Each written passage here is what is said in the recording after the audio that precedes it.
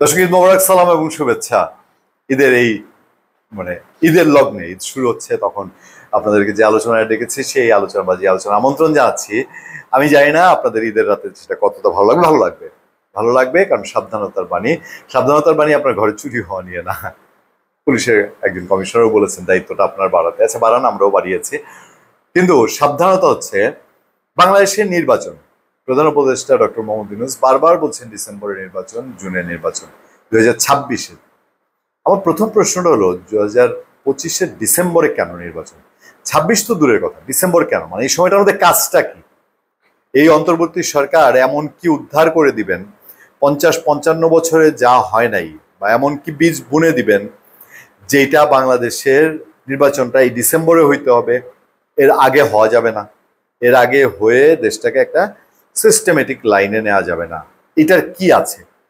আচ্ছা, আগামী জুনে নির্বাচন। দেখেন, আকাশের রং সবসময় বলা যায় না। ঘূর্ণিঝড়, সাইক্লোন, টাইফুন কখন আসে এখনো বিজ্ঞানীরা আবিষ্কার করতে পারে নাই। ভূমিকম্প কখন হয় এখনো আবিষ্কার করতে পারে নাই। জুনের নির্বাচন, জুন তো বহু দূর এখনো। এই 25-এর জুনই এখনো আসেনি, 26-এর জুন মেলা দূর। প্রশ্নকে উঠতে পারে না, মুখে যা বলা হচ্ছে কাজে কি আসলে তা? 2-3টা জায়গায় নজর দেন। মুখে যা বলছে এনসিপি, যাদের এই সরকারের একটা উইং মনে করে অনেকেই, কারণ এই সরকারে তারা কোনো সমালোচনা করে না, কোনো খারাপ দিক দেখে না, ভালো দেখে না, তারা এই সরকারের কন্টিনিউটি চায়। তারা চায় দীর্ঘ সময় এই সরকার থেকে দেশের সংস্কার এগুলো শেষ করুক। তারা চায় তারাই যেভাবে পাওয়ারফুল আছে, তারা সারা দেশ যেভাবে পরিচালনা করতে পারে সেভাবে থেকে দীর্ঘ সময় পরে হোক। তো এই এনসিপি যখন চায় না নির্বাচন এই সময়ে হোক, প্রধান উপদেষ্টা কি জাতীয় আন্তর্জাতিক পরিপ্রেক্ষিতে শুধু এটা চাপে পড়ে বলছেন, নাকি শেষ তক গিয়ে কোনো একটা গোলপাল পাকিয়ে এই নির্বাচনটা ডিসেম্বরে হবে না?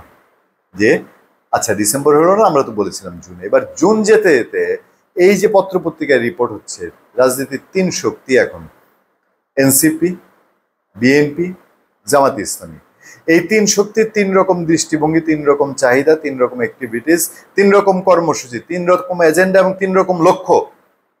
এই এনসিপি গণপরিষদ চায়, জামাতে ইসলামী চায় ফুল সংস্কার, আর বিএনপি চায় সেমি সংস্কার। তাহলে এই 3 অ্যাম্বিশনকে একখানে মিলানো, এক জায়গায় টিউনিং করে আনা, মানে কম্বিনেশনটা সুন্দর হওয়া, এইটা হইতে হইতে যদি একটা ক্যাচাল লেগে যায়, কেওয়াজ লাগে, তখন যদি যিনি প্রধান আছেন তিনি যদি বলেন আপনাদের মধ্যে ঐক্যমত্য নাই, আমি কি করবো?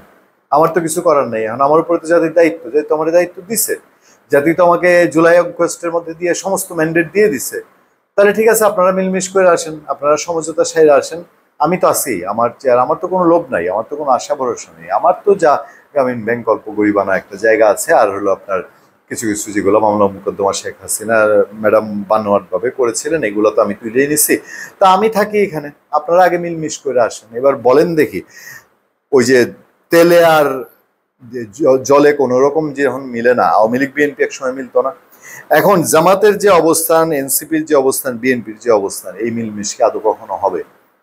তাহলে আমরা কেন প্রশ্ন তুলব না? এই ডিসেম্বরে কি নির্বাচন? এনসিপি তো বলে স্থানীয় সরকার নির্বাচন। এখন যদি সরকার বলে বসে, আমরা তো বলছি যে ডিসেম্বরের নির্বাচন, ডিসেম্বরে তো আমি জাতীয় নির্বাচন বলি নাই, ডিসেম্বরে হবে হচ্ছে স্থানীয় নির্বাচন। কি করবেন? আমি আপনি কি উত্তর দিব? আমাদের কি আশা থাকবে তখন? ধন্যবাদ সবাইকে, ভালো থাকবেন, সুস্থ থাকবেন। সত্য, করুণা এবং সহনশীলতার সাথে আপনাদের সাথে আমি আতিক রহমান পূর্ণিয়া।